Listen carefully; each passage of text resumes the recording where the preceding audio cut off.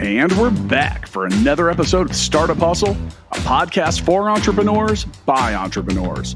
If you want to start, own, or build a business, then you're in the right place. We bring you the real truth about what it's like to take something from concept to launch. From growth, innovation, experience, failing, or winning big, we've got you covered. So let's get down to business with another episode of Startup Hustle, brought to you by Fullscale.io.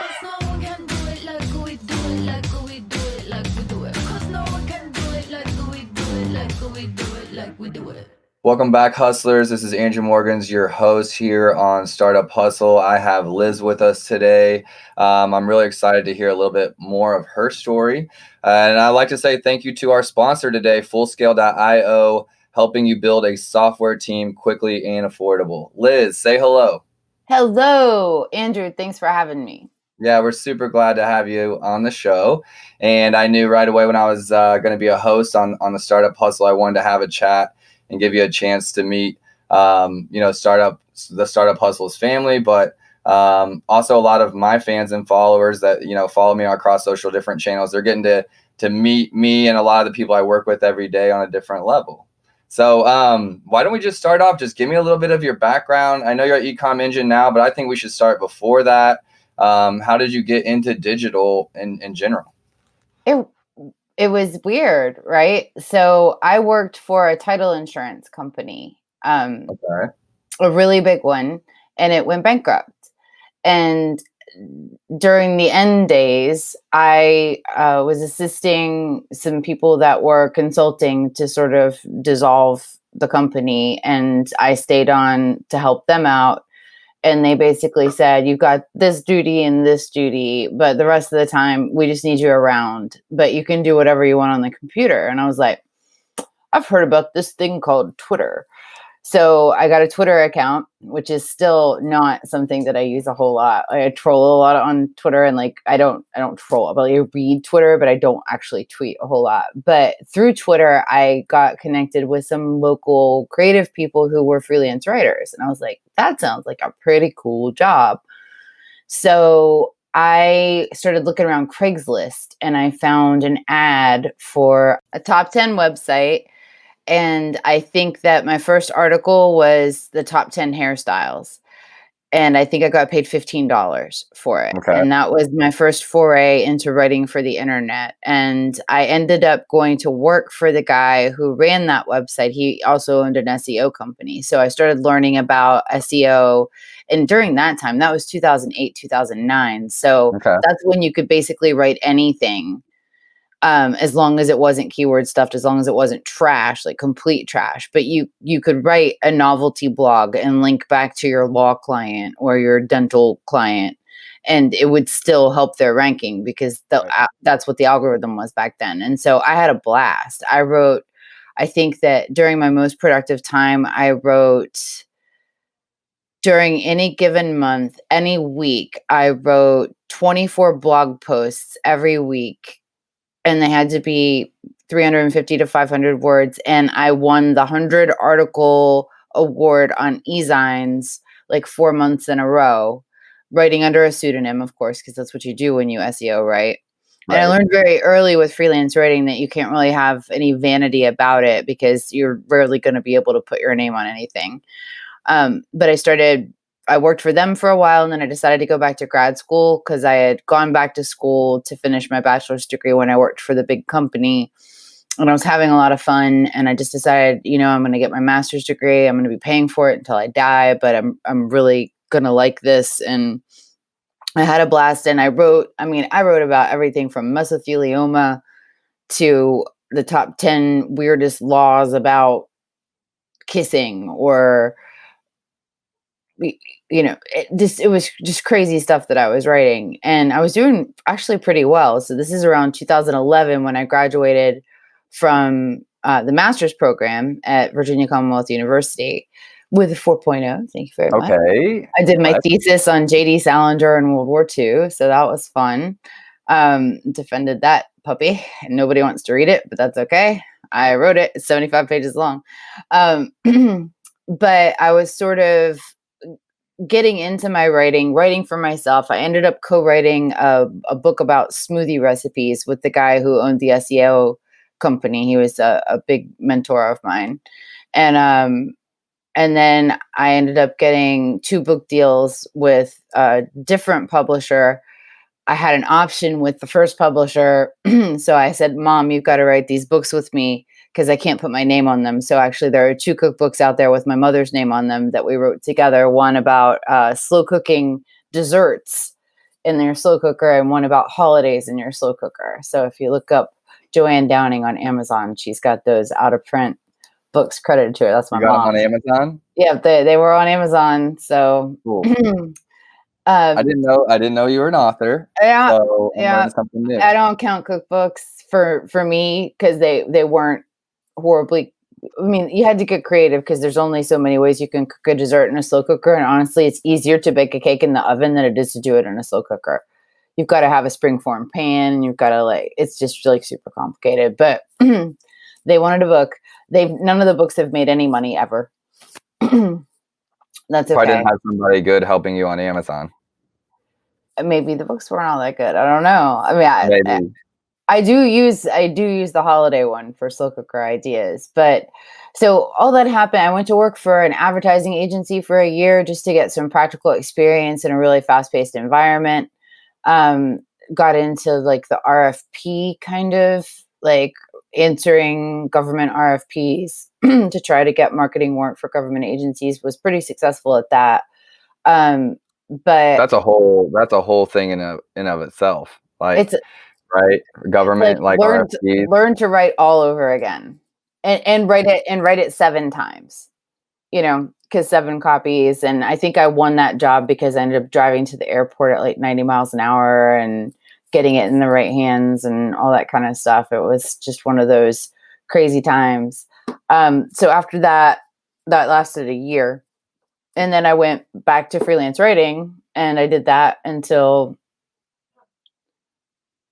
absolutely very, very recently, last month. And I still write. It's just that I'm trying to write for myself in my free time rather than be a pen for hire. So let's back up to 2014. In 2014, I got a LinkedIn message from a guy asking me to edit an ebook for a company called eComEngine. And just to give you an idea of the Amazon space at that time, it was on the 4 emails you should send post-purchase to your buyers on Amazon. And so in 2014, I had been helping brands on Amazon for 2 years at that point.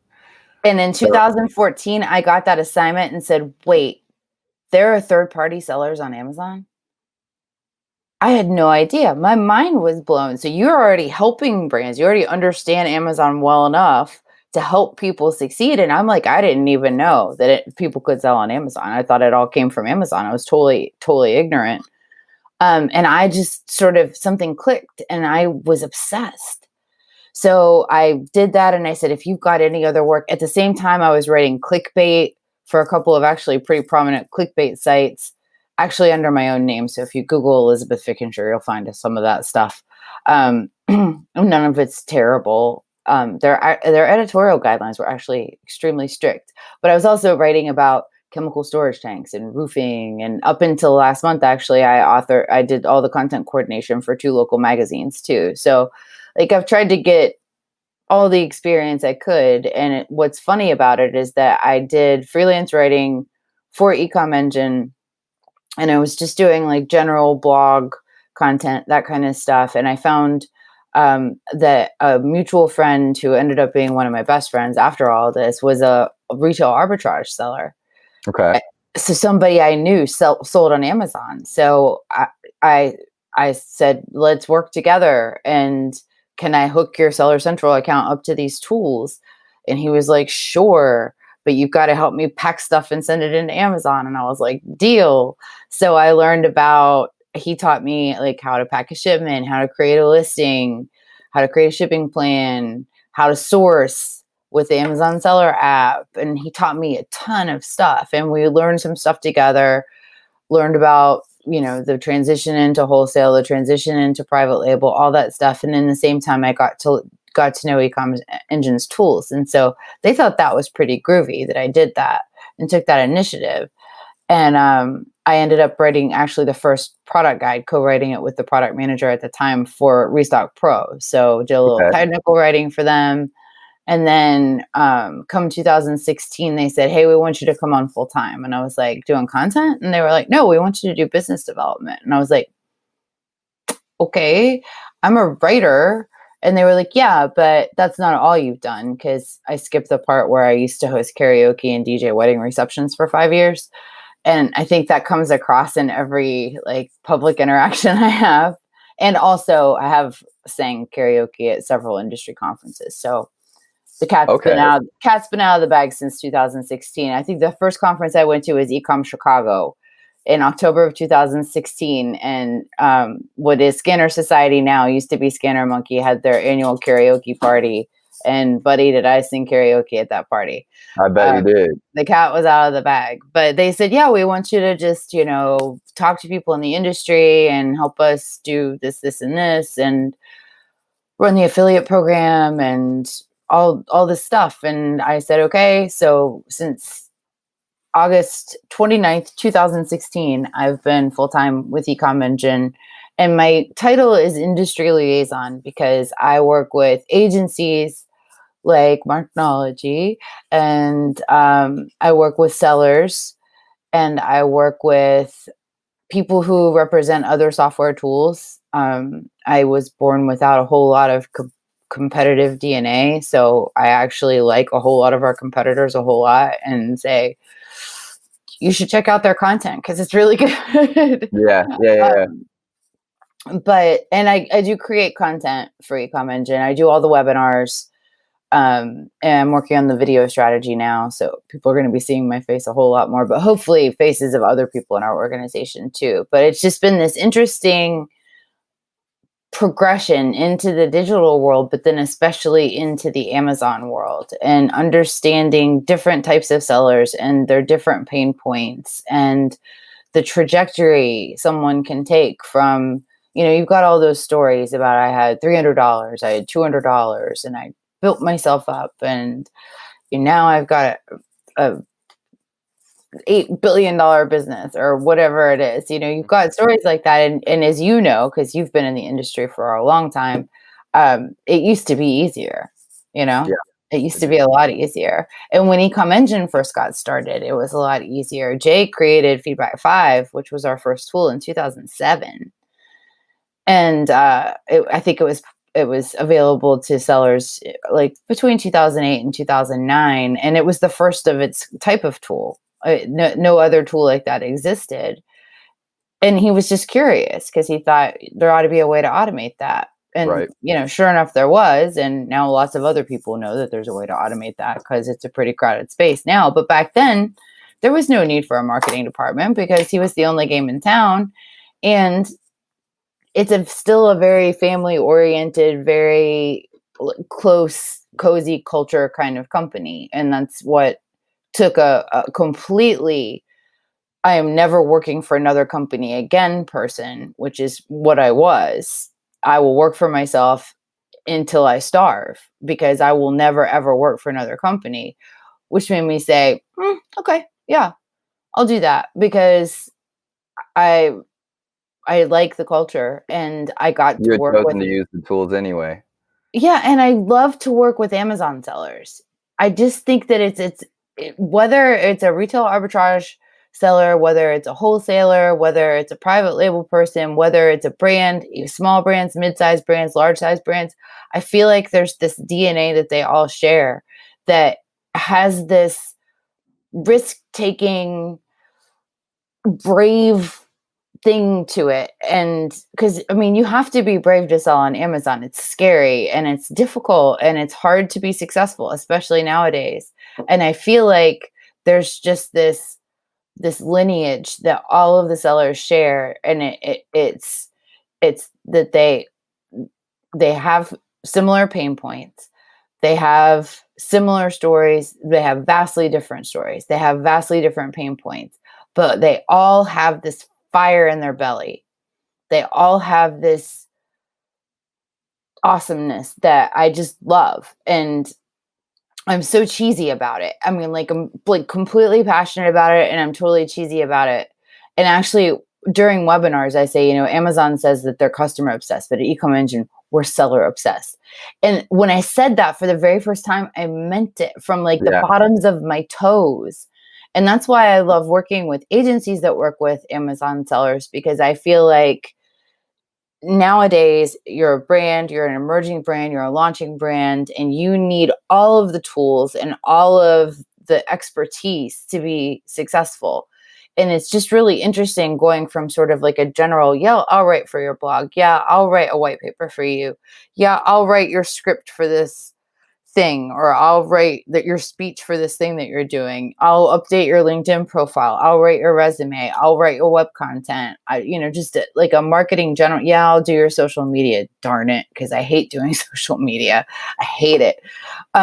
It's not social media's fault. It's just I like to use social media personally for fun, and when you have to do it for work, it kind of takes all the fun out of it. Yeah. But I was just a generalist. I was just like a digital marketing generalist. Yeah, okay. I don't know. Let's set up some Google ads. I'll build your WordPress site. I mean, like all of it. And then to get so niche, to get like so completely niche has been really interesting, and it was totally unintentional. It just sort of happened, almost like fate. It was serendipity. And this is where I'm supposed to be. This is the industry I'm supposed to be in. I believe that wholeheartedly. It's just that I had no inkling that I would end up here.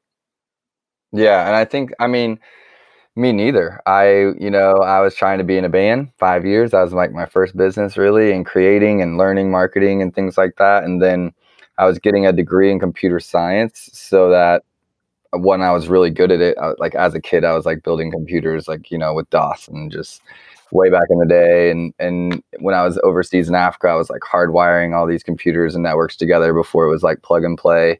And so when I was like traveling and working 3 jobs and trying to be in a band, like I wanted to have a backup plan. I wanted to, get educated uh, in my family. That wasn't done by everyone. So that was something I wanted to check off my list and to get a degree. And I chose like computer science, networking, and security because it was like easy for me. It wasn't really like my plan. It was just like I can do that while I'm doing other stuff kind of thing. And got the degree, started that job as a network operations. I worked in a knock. So, essentially a network specialist, and I hated it. And so I just took a leap of faith and tried out at a startup. That was 8 years ago. And we did $1 million in sales, and the next company did $1 million in sales. And I was like, I love e-commerce. And it wasn't even, I think it was just the speed of e-commerce. And it's like, you're talking about this camaraderie that we all have, or like, this legacy that anyone that's been on selling on Amazon has some of that in them, that bravery, that courage. That's e-commerce to me in general. And I think that I found Amazon where just no one had been before. It was kind of like I was traveling west, whenever I came across Amazon. And I'm like, there's this huge world out here that no one's brave enough to go because there's, lions and tigers and bears out here. And so for me, it was like, yes, I want to go in, I want to learn that. And I think even now my mindset has been, obsessive about Amazon for years and years and years. And now it's becoming, Amazon is a huge piece of the pie, but a piece of the pie for e-commerce and digital marketing. And it's how do we take all these traditional things that we already know very well, like SEO or photography or video, in their own buckets. Like, videography has its own buckets, but how do we take these specialties to Amazon, and how do we make these these strengths in all these areas work together? Because they're all great on their own, but well, and I think it's important to take it off Amazon too. I mean, Amazon is a huge, like you said, a huge piece of the puzzle, but it's not the only piece of the puzzle.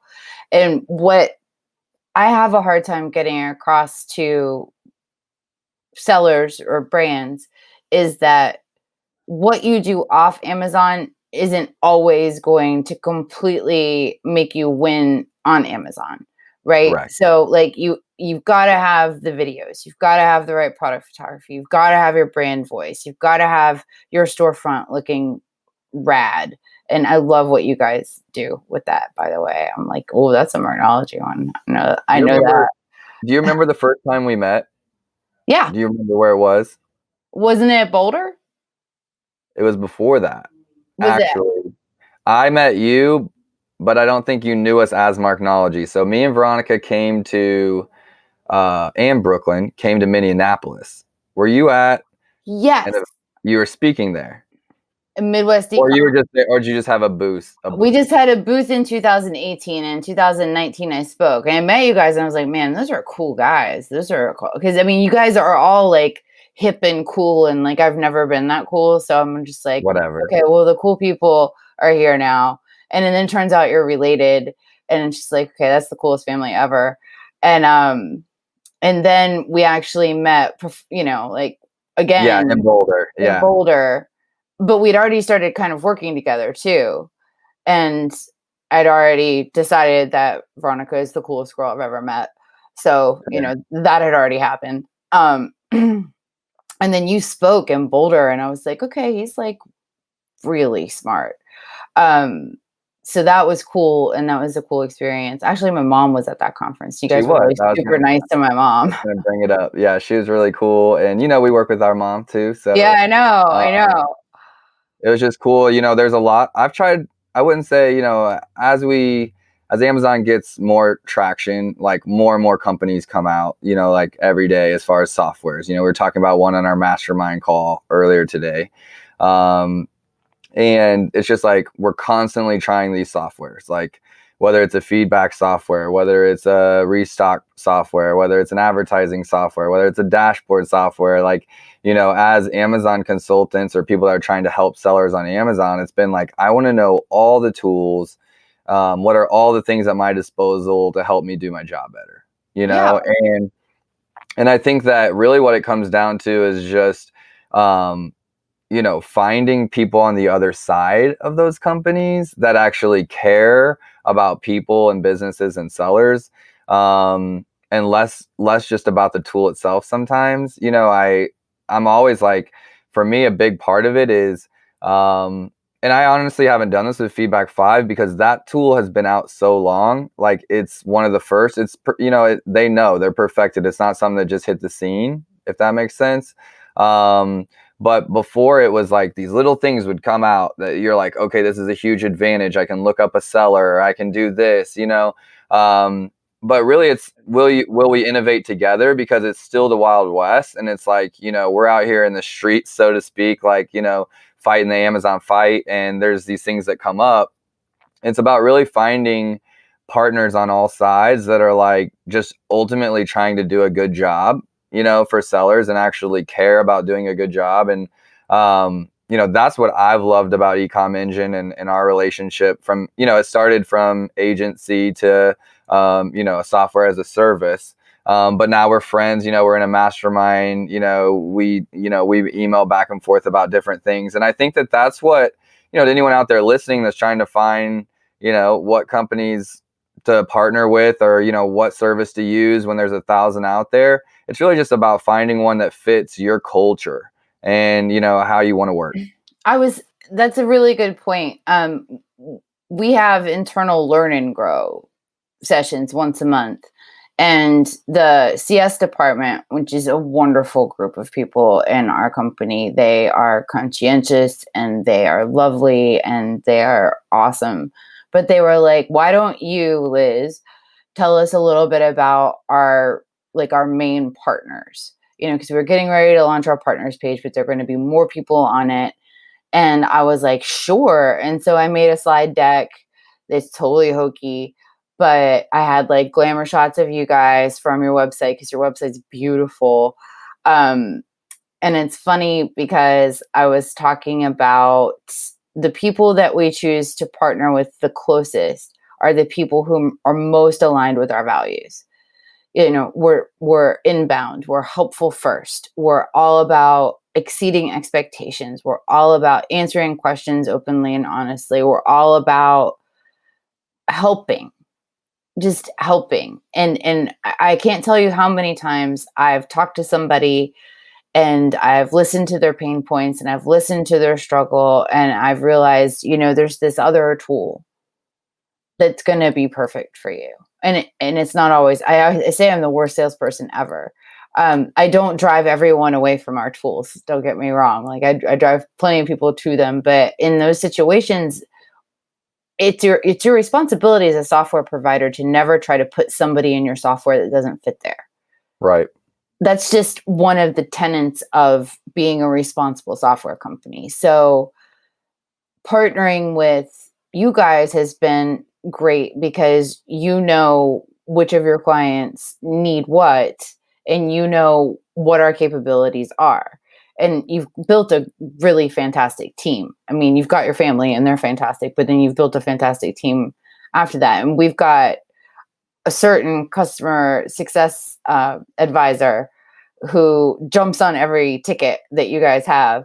So when I was doing my little presentation, because, Rachel's really kind of taken up the reins, I was doing my little presentation and I was like, and this is Andrew, and he never sleeps because he owns a brand and he's hosting a podcast and he started this agency and he helps Amazon sellers. And I think he still plays in a band and he might run marathons. I'm not sure. He's an international traveler. This is his sister. She hangs out in Berlin sometimes and she's like a model and she's awesome and like going through. And then I was like, hey, friends, it's Rachel. Look, it's Rachel. Because they work together so much. And so it was exciting for them to see. Mm-hmm. And that wasn't a big presentation. It wasn't a big list of the people that we work with most often. But I wanted our team to be familiar with the people who advocate us, and who we have a common approach to the industry and approach to technology. And that's just delightful about you guys. It's just really, really delightful. I think it's a kind of test of like testament to how we work, our goal is to, not just have jack of all trades, but like, we've dedicated Rachel to understanding Feedback 5 and understanding how to integrate that with clients. And, we set aside dedicated time to know our tools, and tools are always evolving. And if it's not your business, you can only know it so well. But we do our best to be able to, whenever we give advice, like if we're ever having to defend why we chose this or why we did that, I want all of our people to be able to be like, well, we thought that was the best decision to make at the time, based on like what we knew. I tell them if we always make decisions with that in mind, like we'll always be okay. If you're making the best decision that you can and you put in effort, like, if that comes back, or, hey, like, maybe we got suspended for sending out reviews, or, like all the things that can happen, right? Like all the no-nos. We'll work it out. Like, I'm sure if we were, doing the right thing, that this is, something that we'll figure out. So, that's the danger we get in when we're giving people advice. And a lot of our brands, like, live off of our advice. We're a boutique kind of agency that's, very collaborative and very like, should we try, we know what's best for them kind of thing, versus other agencies, maybe they do a very specific thing.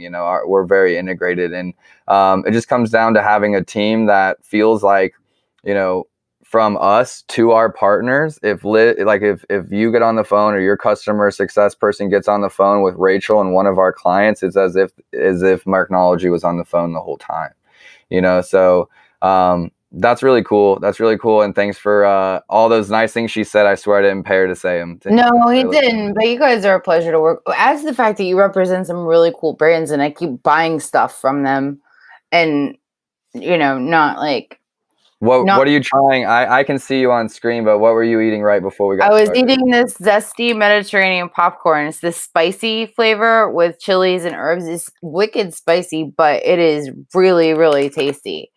And did you just get the variety pack on Amazon? I got the variety pack. So it came with the feta and herbs. It came with the thyme flavored one and the chili and herbs. The chili and herbs is my favorite.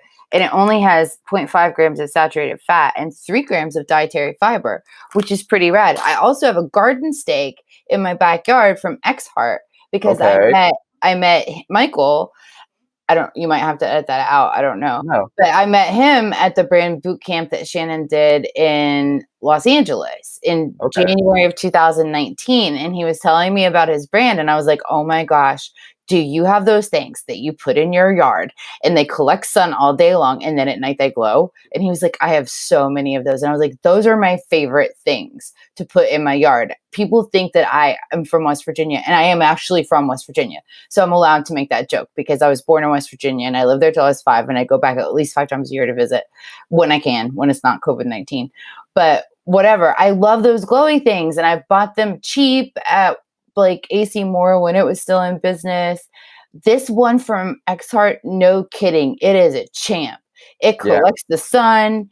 The solar panel never gets dirty. It glows. It's green. It's beautiful. I want like 20 of them to line my patio. And that Instagram is so on point with the garden gnomes. I am actually forbidden from any more garden gnomes, at the risk of damaging my marriage.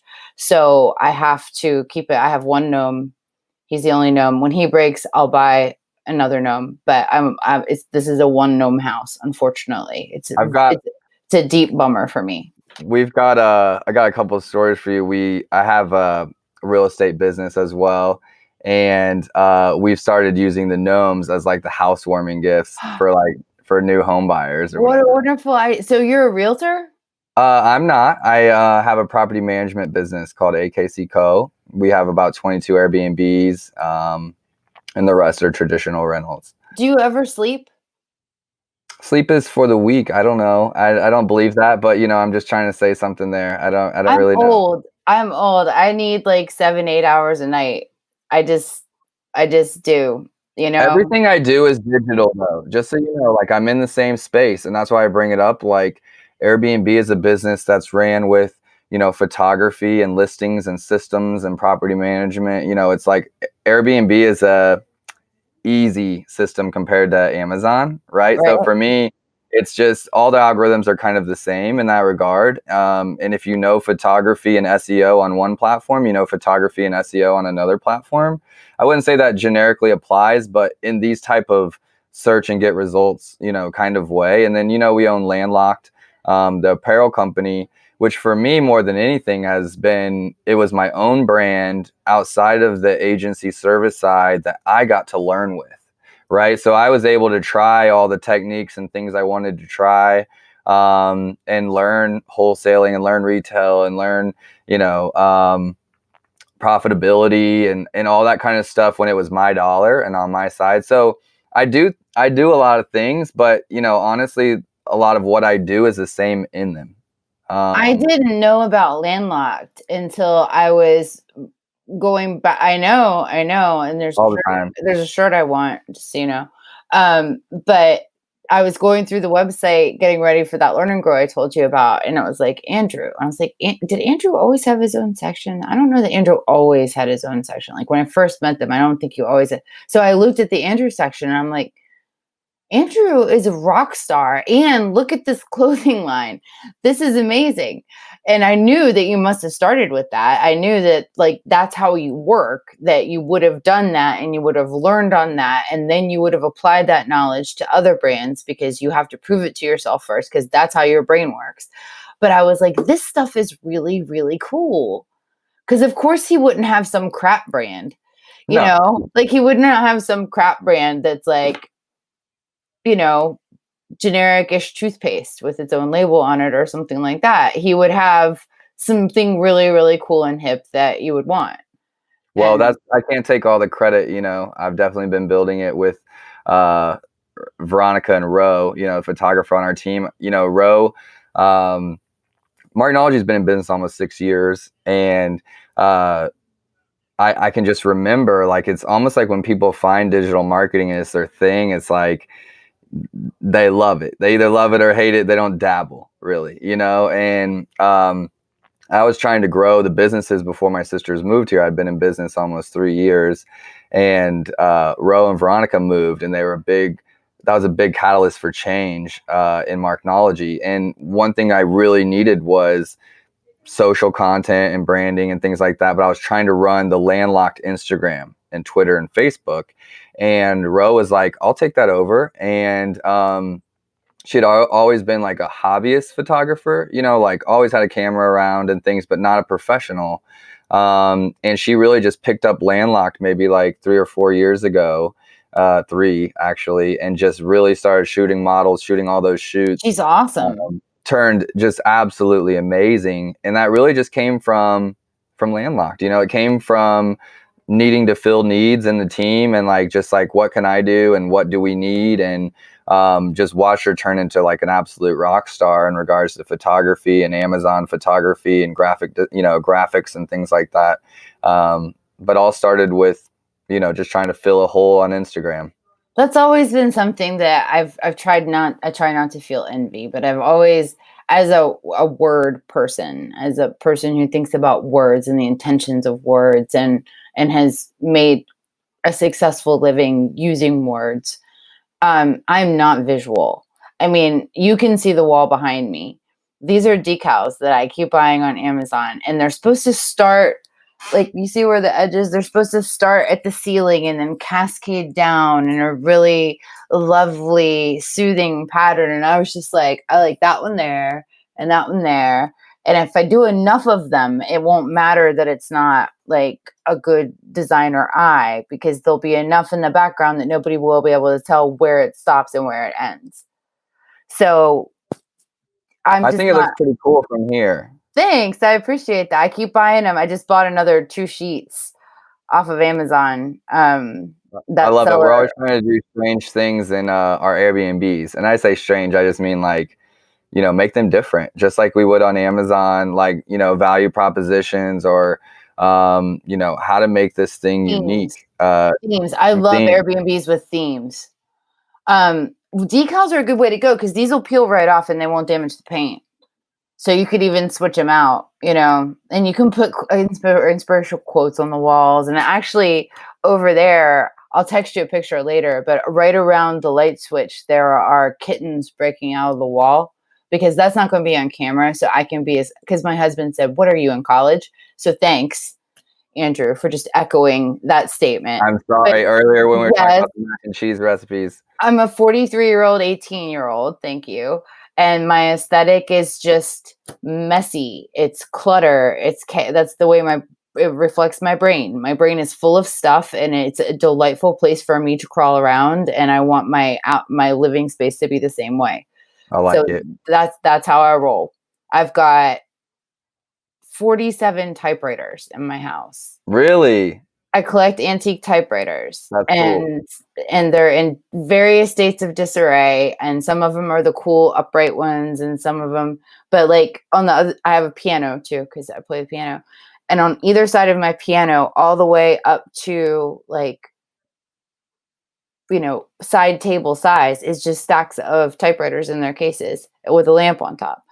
And my idea is, when I retire, if I ever do, because of the aforementioned school loan, it's very, very unlikely that I will be able to ever retire.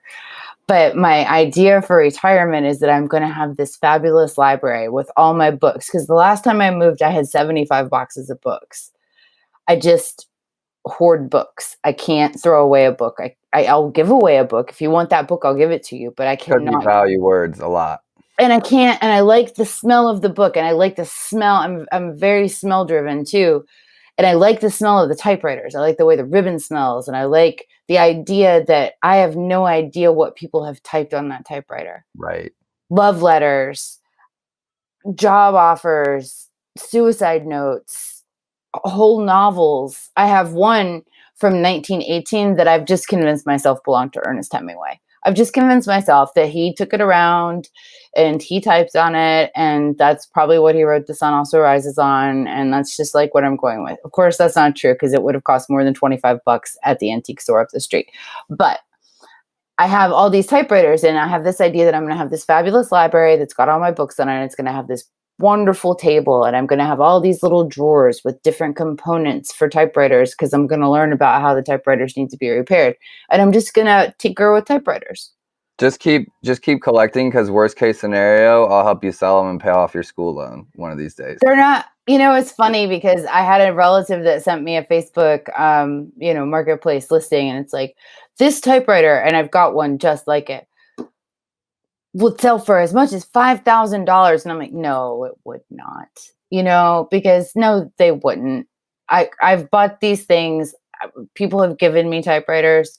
You know how that you like, if you say you like a thing, like I like the troll dolls, then you end up with a whole room full of troll. Like I like monkey shaped home furnishings, and I've got like 8 monkey lamps downstairs because frankly, I keep buying monkey lamps. Nobody gave me a monkey lamp. I bought those.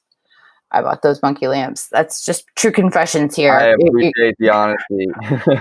But the typewriters, I think that it would be a really nice retirement job to play some music and tinker around, and I'll have those glasses on that people wear when they're painting models. Yeah.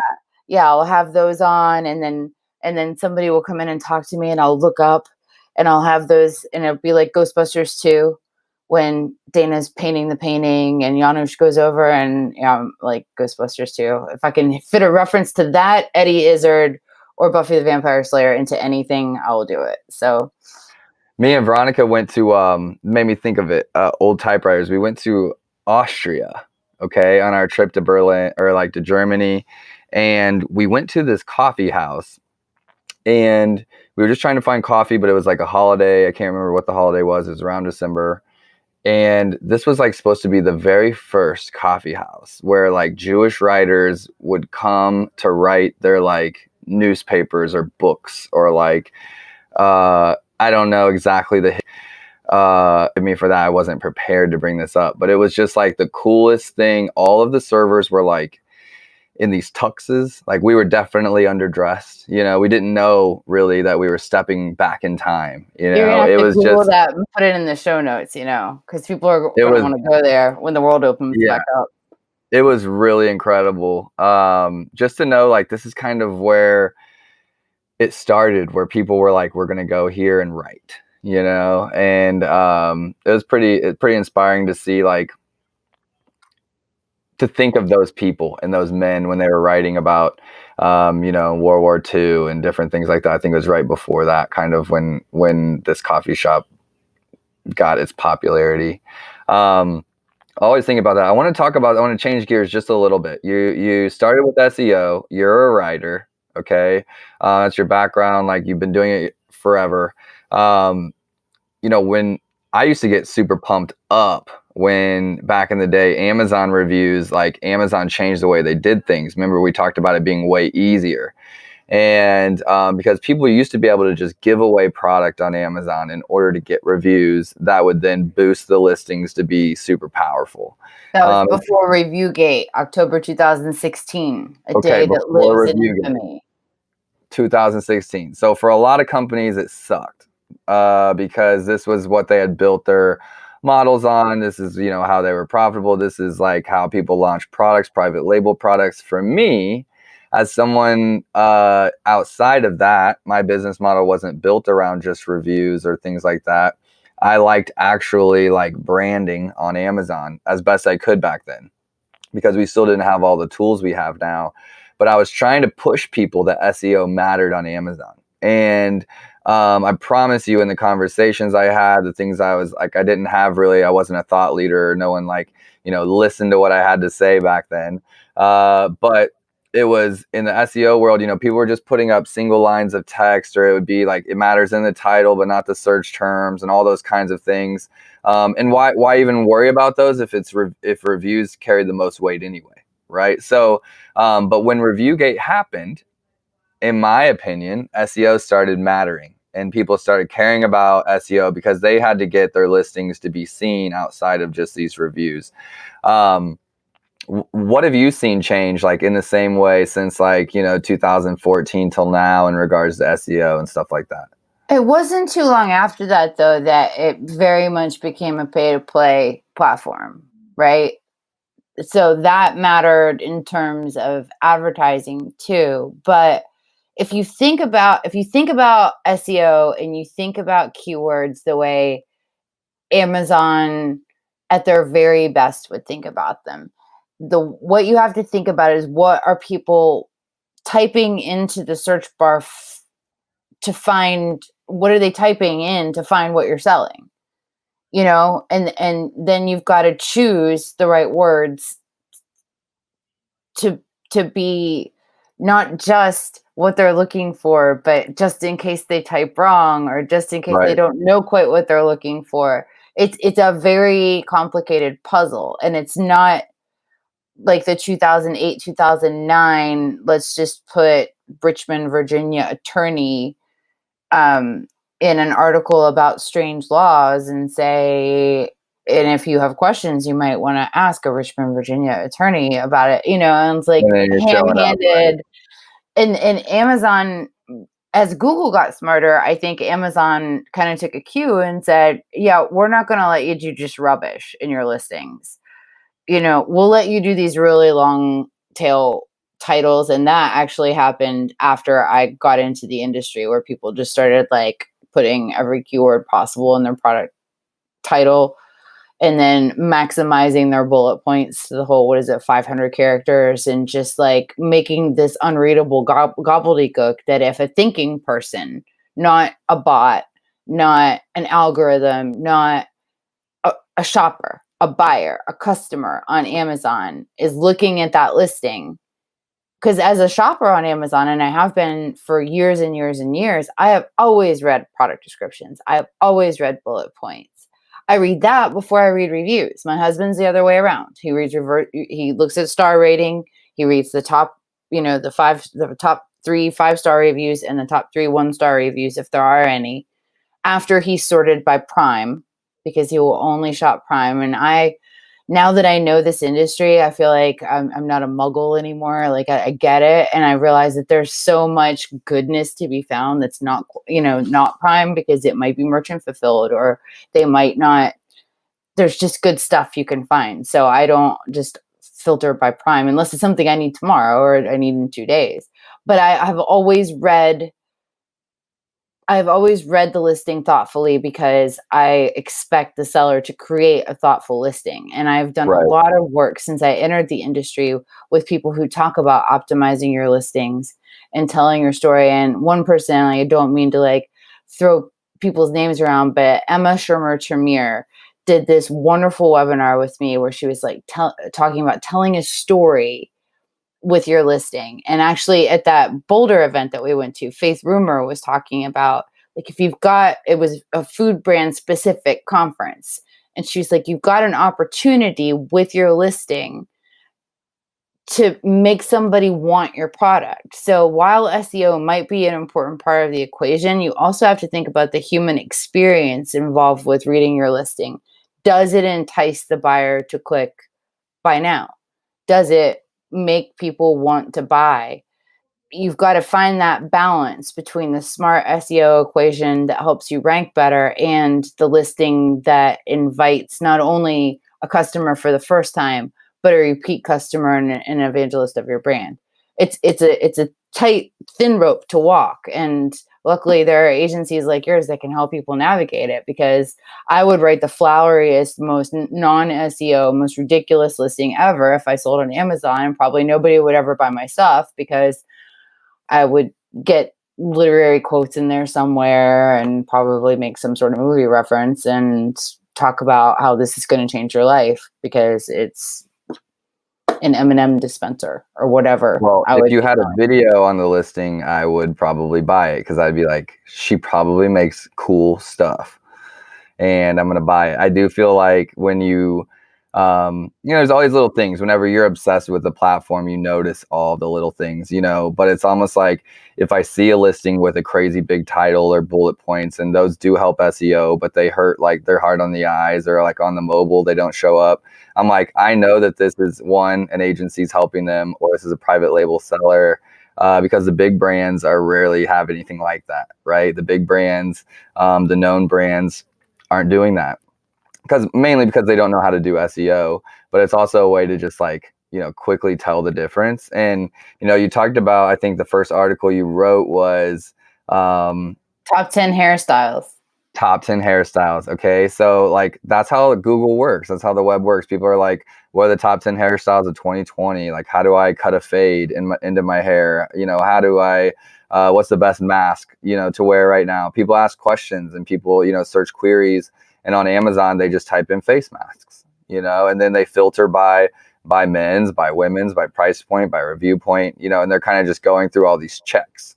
So it's completely different platform, but like the SEO still matters, you know, and sometimes we've hit it right on the head where the team's written a listing and you get the keywords just right and the photography is just right and the reviews are just right and it's actually a quality product, and you know our conversion rate's like 45%, you know, and it's just like, what happened on that one? And most of the time it's just that we're not getting any traffic to the listing that isn't in a place to buy. You know, it's like it's getting the right people there. And if you're ever getting a ton of traffic and not having that, it's sure you're getting a lot of people, but you're not getting the right crowd. You know, so I just think we call it the Marknology effect, as far as like the way that we translate what that art and science is between, you know, good sales copy and content writing. You know, there's a difference between good sales copy and content writing, and I'm sure you know that. And what's the best for this brand? You know, is this brand a technical brand? Is it scientific, like supplement? Is it, you know, like Bass shoe slippers that you wear to the lake? You know, so like if it's funny, be funny. If it's serious, be serious. You know, is it a thing you wear on your wrist that repels sharks? Because how cool is that? And how much fun would you have with that? I'm just not gonna test it myself. Like I'm not gonna test it myself. I mean, I'll wear it just in case, but I'm not gonna like roll up to a shark and be like, "Hey, right." Plus, it's stylish. So check this out." Sharks, be off. Shark off. I loved it. A lot of people hated it, but like when the Google algorithm started to really shift, that was between 2009 and 2011, lots of stuff happened, right? And then between 2011 and 2013, lots of other stuff happened. And you kind of went from, in the Google space, there was this formula and you included a keyword a certain amount of times. And it didn't really matter if the copy was good. It didn't really matter if it had a lot of context. It didn't really matter. It had to be good enough. At least that was what I was told by the agencies that I was writing for. It's like, you're not doing rocket science. You're not writing the Great American Novel. Just knock out 75 articles about mesothelioma as fast as you can possibly write them. You know, I mean, it was that kind of world. And then it got to the point where you need to be thoughtful and you need to include references, and it needs to be written in a really readable, consumable way. And all of a sudden, quality content became more important in the Google space. And it continues to be, and it continues to be rewarded. The better content you have, the more it is rewarded in terms of search, as long as you're doing the right things. But I think that anything you write, I mean, and obviously I'm biased because words are important to me, but I think anything you write, if you write it well and you know the rules to make it rank, it's not good enough to just know the rules to make it rank. You have to be able to tell the story. You have to be able to write it in a way where somebody reads that and says, dang, you know, that was really well written. Makes a call to action. Yeah. Well, and it has a pace. It's got easy readability. It's broken up in a way that makes it easy to understand.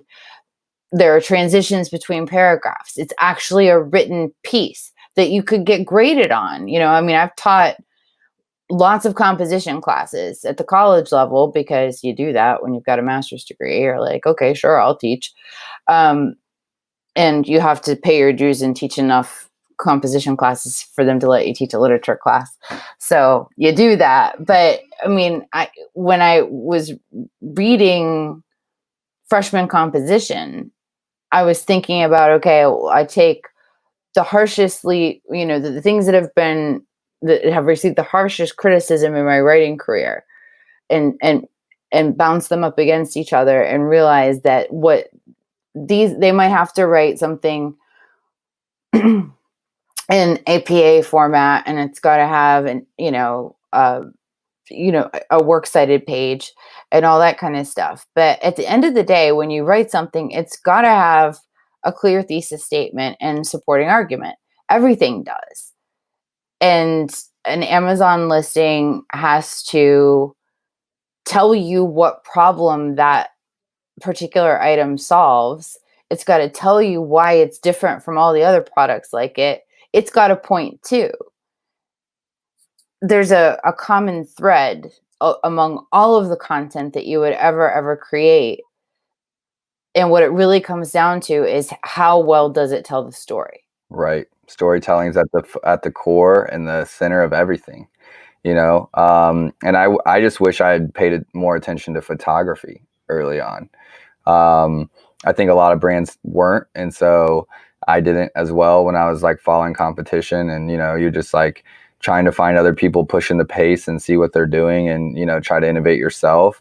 But photography is a huge part of that storytelling. For us, it's bringing the copy and the images together, and helping people make a decision. Helping people know exactly and clearly what this is, and just like you said, I think with anything, it's like there's an advantage to being a fast mover. We're talking about e-commerce that's been on a blazing, COVID's only going to speed things up.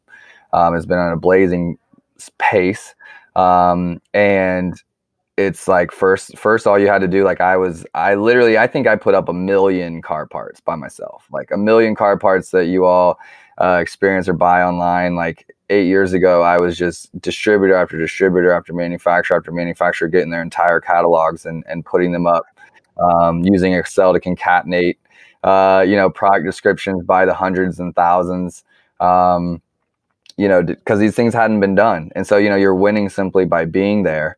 But now, like, as it progresses, just like the web, and you have to be better at Google, and you can't just keyword stuff, and, you can't just have 100,000 backlinks and make your pages rank. You have to actually write good quality content. And they're like, hey, it's better to spend a week on one blog than it is to crank out 7 blogs once a week. And I think the same goes for Amazon. Just to bring it home to Amazon is, it used to be that we just had products up, or you threw them in a kit, or you did things like that. And now it's the next level. It's consumer behavior too changing in regards to who is this company, and what are they about, and what's their story, and what's their social media or their web looking like. I see their reviews, but I don't trust reviews, because we're in a society where people aren't trusting, and people want to know who they're buying from, and what's the quality of the products, and are people paid a living wage, and all those things. And I think that to continue to grow, to continue to be great, to continue to pass whoever's coming up next, you have to take it to the next level. And that's what I'm pushing brands to do online, is you have to go to the next level, whether that's video, whether that's better photography. We got to hear your story.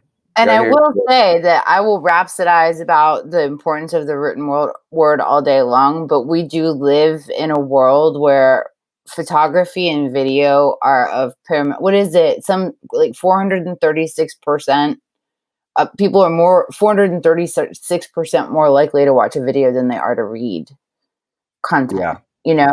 So that's such an important part of the equation, and something that you guys do beautifully is incorporate those visual elements and the videos along with artfully written listings. And I love that about you, but the visual component is so important. The product photography and the infographics and the design of the A+ content and the videos that are incorporated, that's all necessary in 2020. It's all, especially, and it's great that Amazon is giving more opportunities for brands to visually represent their brand and their products, because on a marketplace where you can't pick something up and hold it and smell it and try it on and all that stuff, that's super. And what I always told people about product reviews was, product reviews are there because you can't pick it up and you can't try it on and you can't smell it and you can't rub it against your cheek and see if it's soft.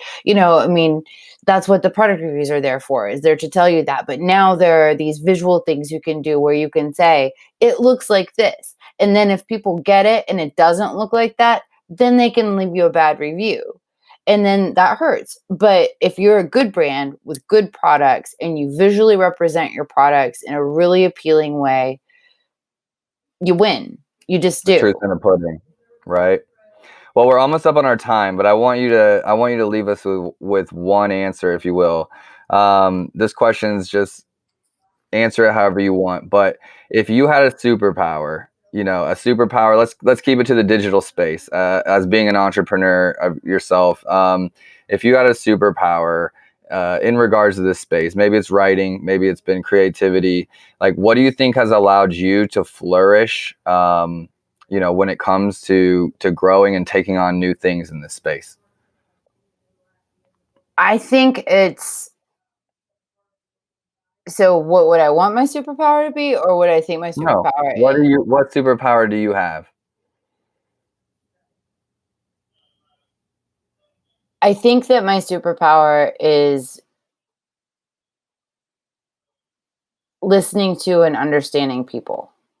Okay. And that sounds generic, but it's so important in this industry because it's so easy to get wrapped up in what you're good at and what your tools are good at and what your KPIs are and what, everybody else is saying and who your competitors are and all that kind of stuff. But what makes me understand this industry and makes me understand the people in this industry and makes me think harder, try harder, and develop new ways to help is by listening and understanding and being open to conversations that might not be the easiest conversations to have. But it's basically just loving this industry and loving the people in it. And they have empowered me to be, yes, as cheesy as any one person has ever been, but also totally committed and totally obsessed with this industry.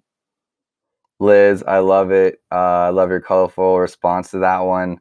It's been a pleasure getting to share you with, our followers and anyone listening. Well, I'll talk to you anytime, Andrew. Yeah, I know. Thank you so much for being on the podcast. And once again, thank you to our sponsor, Startup Hustle.